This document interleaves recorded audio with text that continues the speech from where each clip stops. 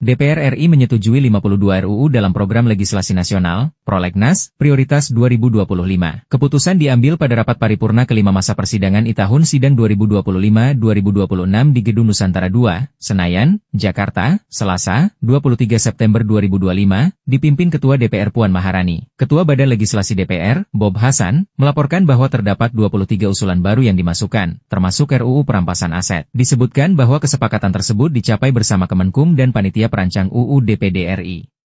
Dalam rapat kerja Badan Legislasi DPR RI dengan Wakil Menteri Hukum RI serta Panitia Perancang Undang-Undang DPD RI menyetujui untuk menyepakati jumlah RUU perubahan kedua Prolegnas RUU Prioritas tahun 2025 sebanyak 52 RUU beserta 5 daftar RUU kumulatif terbuka.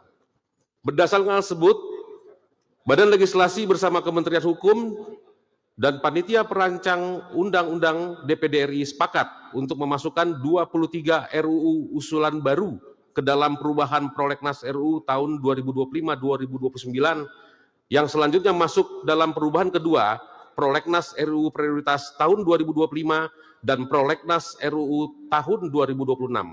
Di antaranya RUU tentang perampasan aset atau RUU perampasan aset terkait dugaan tindak pidana.